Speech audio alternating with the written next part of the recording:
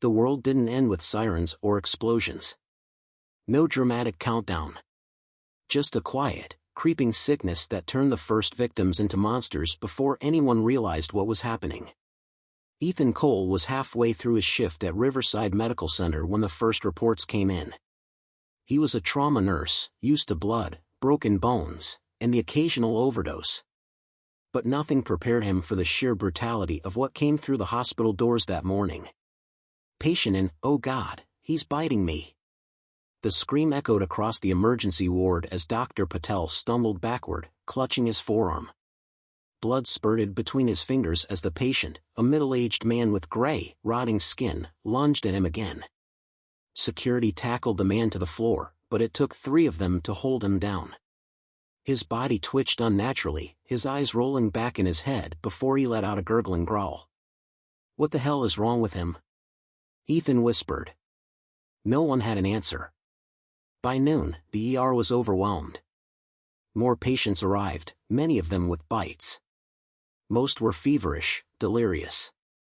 Then, one by one, they stopped breathing. For a few agonizing moments, there was silence. Then, like a switch had been flipped, the dead started to move again. Chaos erupted. A woman screamed as her husband, pronounced dead minutes before, sat up and sank his teeth into her throat. A nurse ran for help but was tackled by a teenager whose ribcage had been caved in by a car accident. Ethan grabbed a fire extinguisher and smashed it into the head of a lunging corpse, sending blood and bone splattering across the white tile floor. He couldn't stay. He needed to find his sister. Mia was across town at her university dorm. Their parents had died years ago, leaving only the 2 of them. Ethan had promised her, no matter what happened, he'd always come for her. But outside the hospital, the world was already crumbling. Cars crashed into each other at intersections, their drivers either dead or turned. People sprinted through the streets, chased by snarling, reanimated corpses. Some tried to fight, swinging bats or kitchen knives, but the undead felt no pain. A single bite was all it took. Ethan barely made it to his car, shoving aside a man whose intestines dragged behind him like a grotesque tail. He floored the gas pedal, swerving around bodies, ignoring the screaming pedestrians pounding on his windows. As he turned onto the highway, his phone buzzed. "Mia." "Ethan," she sobbed. "It's happening here too. My roommate, she bit someone, and now they're all," a loud crash, followed by a horrifying growl. "Mia." His hands tightened on the wheel. She was still alive.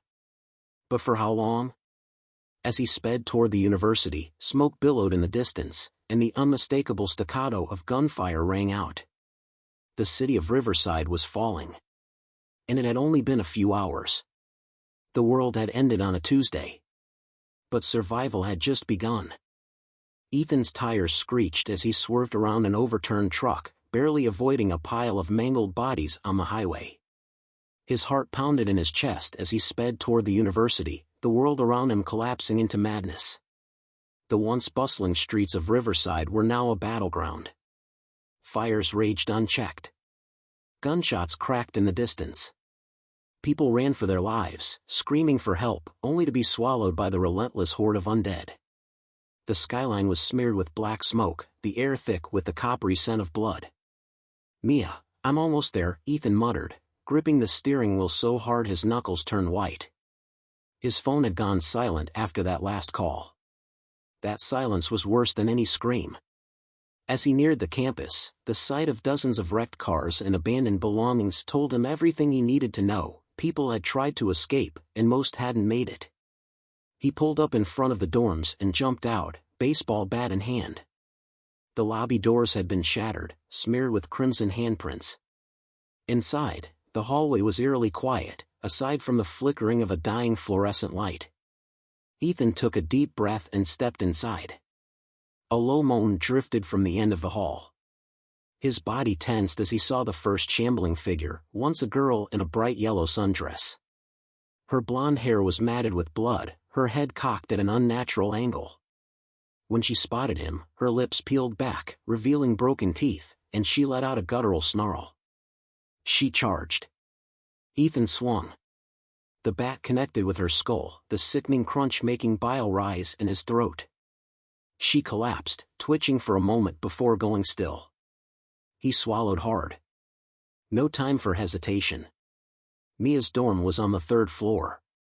He took the stairs 2 at a time, jumping over the bodies strewn across the steps. Some had been torn apart. Others had started to move. A sharp bang echoed from a room ahead. Ethan rushed forward and pounded on the door labeled 314. Mia. It's me. Shuffling. A pause. Then, the door cracked open, and a bloodshot eye peered through. Ethan? Relief hit him like a truck as his sister yanked the door open. She was alive, disheveled, shaking, but alive. Are you hurt? He asked, scanning her for wounds. No, her voice hitched as she gestured behind her. Inside the room, her roommate, Sarah, lay on the floor, wrapped in a sheet. The fabric was stained red. She got bitten, Mia whispered. I didn't know what to do. Ethan pulled her into a hug. We'll figure it out. But we need to go. Now. Mia grabbed her backpack, and they stepped into the hall, only to freeze as a chorus of guttural growls rose from below. The dead had followed him. Dozens of them swarmed the staircase, their milky eyes locking onto fresh prey. Ethan tightened his grip on the bat. Run. And then, the chase began.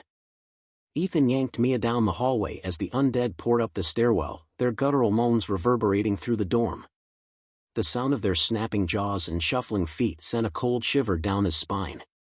Where do we go? Mia cried, her breath ragged with panic. Ethan's eyes darted around, searching for an escape. The dorm was a dead end. The only way out was either through the stairwell, where the zombies were flooding in, or down the hallway toward the communal lounge. This way, he hissed, dragging Mia toward the lounge. They sprinted past open dorm rooms, each one a gruesome scene of death, torn limbs, blood-smeared walls, half-eaten bodies. The stench was overwhelming. A zombie lunged from a doorway, its fingers clawing at Mia's arm. She screamed, but Ethan swung the bat, smashing it across the face.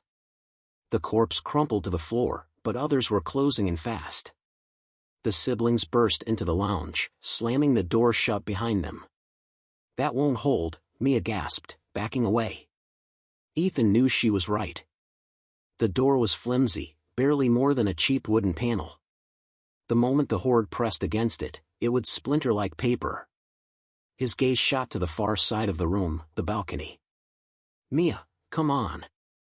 He ran to the sliding glass door and wrenched it open. The balcony overlooked the side alley of the dormitory. It was a 2-story drop, but there was an awning below that could break their fall. Mia hesitated. Ethan, The first loud bang hit the door. Then another. The wood began to crack. No time to think. Ethan grabbed her hand and climbed over the railing. He dangled for a moment before releasing, crashing onto the awning below. It sagged under his weight, but held. Mia's pale face appeared above him. You can do this, he called. She took a shaky breath and let go. Ethan caught her as she tumbled down, steadying her before they both slid off the awning and landed hard on the asphalt below. Pain shot up his ankle, but he pushed it aside. The moment they hit the ground, they ran. The city had only gotten worse in the short time since Ethan had arrived at the dorms. The streets were littered with abandoned cars, burning wreckage, and the occasional staggering corpse. The dead moved slowly, but in numbers, they were an unstoppable force. Where are we going? Mia panted. Ethan scanned the streets. They needed weapons. Supplies. Some were safe. The gun store, he decided. If we're going to survive this, we need to be armed. Mia didn't argue. But as they turned the corner, a new horror awaited. A military checkpoint had been set up on the main road, Humvees, barbed wire, and sandbags. But there were no soldiers. Only bodies. And worse, some of them were starting to move. Ethan clenched his jaw. If the military had fallen this quickly, what hope did they have? They had to move fast. Because now, the dead weren't the only threat. Ethan crouched behind an abandoned sedan, his breath slow and measured. The military checkpoint ahead was a mess, bodies strewn across the pavement, some riddled with bullet holes, others gnawed beyond recognition. But the worst part wasn't the dead. It was the living. 3 men were picking through the wreckage, their movements quick and methodical. They weren't soldiers, Ethan could tell by their mismatched clothing, the way they clutched rifles with the ease of men who had used them before. One of them was ripping a tactical vest off a corpse, while another was stuffing ammunition into a duffel bag. The third stood watch, scanning the street. Looters. Mia pressed against Ethan's side, whispering, "What do we do?" "Stay low. Stay quiet," he murmured. They needed supplies, guns, ammo, maybe even food, but those men weren't the type to share. Ethan crept forward, staying close to the burned-out husk of a Humvee. If they could get to one of the fallen soldiers before the looters did, they might be able to grab a weapon and slip away unnoticed. Mia moved with him, her breath shallow. They reached a sandbag barricade, and Ethan peeked over the top. A rifle. It was clutched in the hands of a dead soldier slumped against the barricade, his face half gone from a gunshot wound. Ethan grimaced but forced himself to move. Carefully, he reached out and pried the weapon from the soldier's grip. An M4 carbine. He slung it over his shoulder, checking the magazine. Half full. Better than nothing. Then, a voice, sharp and suspicious. "You hear that?" Ethan's stomach turned to ice. Footsteps. Getting closer. He grabbed Mia's wrist and yanked her behind the Humvee just as one of the looters stepped around the barricade. A wiry man with a patchy beard surveyed the area, his rifle raised. "Thought I heard something," he muttered. Another looter, a thick-set guy in a dirty flannel, called from behind him. "Relax, Brady." Just the dead shifting around. Brady didn't lower his weapon. He took a slow step forward, his boots crunching on glass. Mia trembled beside Ethan. He squeezed her hand, silently willing her to stay still. Then, a sound from the checkpoint. A gurgling moan. One of the fallen soldiers twitched, his fingers spasming. His body jerked, then sat upright, head lolling unnaturally before his milky eyes locked onto Brady. The looter barely had time to scream before the undead soldier lunged, teeth sinking into his arm. Panic erupted. Gunfire rang out as the other looters opened fire, but for every zombie that fell, another stirred. The noise attracted more of them. From alleyways, from inside cars, from the ruined buildings nearby. Dozens. Then hundreds. It was the distraction Ethan needed. "Run," he whispered. Mia didn't hesitate. They sprinted away, weaving through wreckage as the looters fought for their lives behind them. Ethan glanced back only once, just in time to see the flannel-clad man get tackled, his screams cut short as the horde overwhelmed him. The dead had taken the checkpoint. But Ethan knew something far worse. If the world had already turned on itself this quickly, then surviving the zombies was only half the battle. The real danger was other people. Ethan and Mia ran until their legs burned, putting as much distance as possible between themselves and the overrun military checkpoint. The gunfire had faded behind them, replaced by the ever-present groaning of the undead. They ducked into an alleyway, pressing their backs against a graffiti-covered wall. Ethan's chest heaved as he gripped the M4 tightly, scanning their surroundings. We can't keep running like this," Mia panted. "We need somewhere safe." Ethan nodded, swallowing hard. She was right. But where? Every street they'd passed had been crawling with either the dead or the desperate. The city was a war zone. Then he spotted it. A hardware store across the street, its metal shutters partially rolled down. If they could get inside and barricade themselves in, they might have a chance to rest, regroup, and gather supplies. "Come on," he whispered, leading Mia across the street as quietly as possible. The front door was locked, but the glass had already been shattered. Ethan carefully reached through and unlocked it from the inside, pushing the door open just enough for them to slip through. Inside, the store was eerily silent. Shelves had been ransacked, but there were still plenty of useful supplies left behind: flashlights, ropes, even a few machetes in the camping section. Ethan handed one to Mia. "Just in case." She nodded, gripping the handle tightly. They moved further inside, past aisles of tools and paint cans. The air smelled like dust and metal, but at least there were no immediate signs of the dead. Then, thud. A noise. Soft, but unmistakable. Ethan froze. Someone, or something, was in the back. He raised the M4, motioning for Mia to stay behind him. Step by step, they moved toward the storage area. The door was slightly ajar. Ethan nudged it open with the barrel of his rifle. A man sat against a stack of wooden pallets, clutching his stomach. His face was pale, drenched in sweat. Blood soaked his hoodie. At the sight of Ethan and Mia, he weakly raised a pistol. "Don't," he rasped. Ethan didn't lower his weapon. "You're hurt." The man let out a pained chuckle. "No shit." Mia stepped closer. "Is it a bite?" Silence. The man's jaw clenched. He didn't have to answer. They already knew.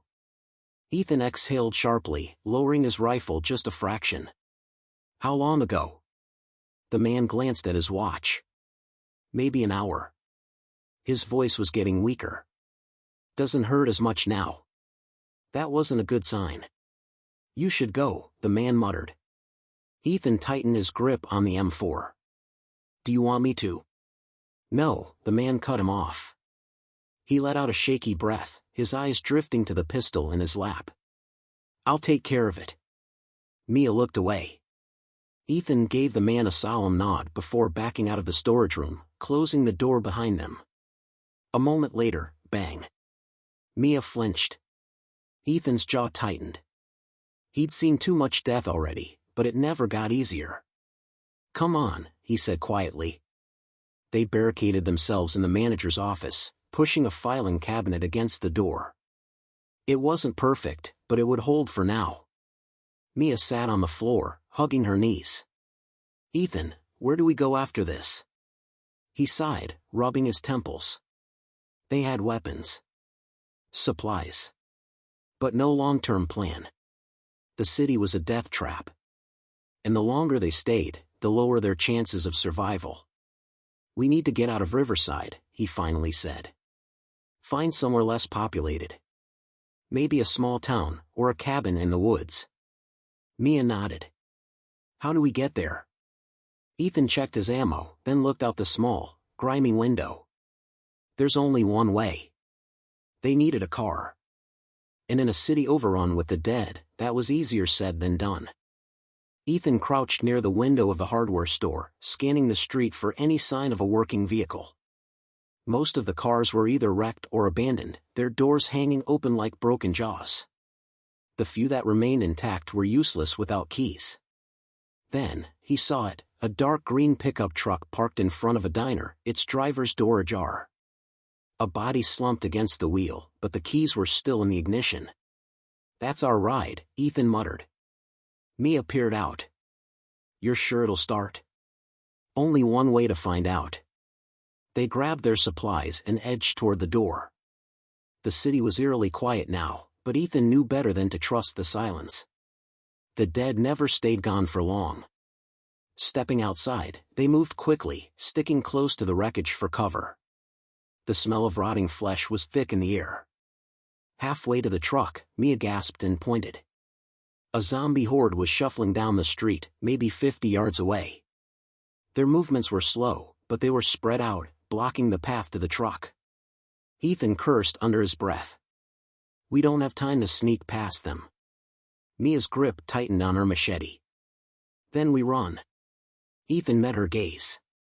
Running was a risk. But staying was suicide. "On my mark," he whispered. The moment the horde turned their heads in another direction, Ethan grabbed Mia's hand. "Go!"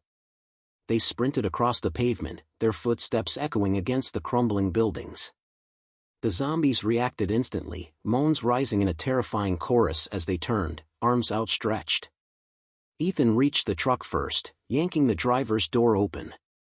The corpse inside was barely recognizable, its chest torn open. He shoved the body aside and jumped in, fingers fumbling for the keys.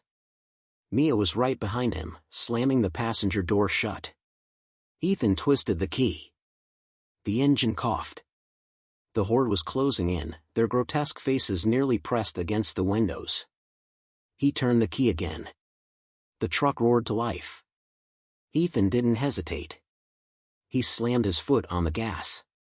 The tires screeched, and the truck lurched forward, plowing through the undead like ragdolls. Bodies crunched under the tires. A few clung to the hood, their fingers scrabbling for a hold. Ethan swerved, throwing them off. They sped down the ruined streets, weaving through wreckage and abandoned cars. The city blurred past in a whirlwind of fire and smoke. Mia exhaled shakily. We made it. Ethan kept his eyes on the road. Not yet. The city limits were still miles away. And the world beyond? It wasn't safe. It wasn't normal. But it was freedom. And they were going to take it. The end, for now.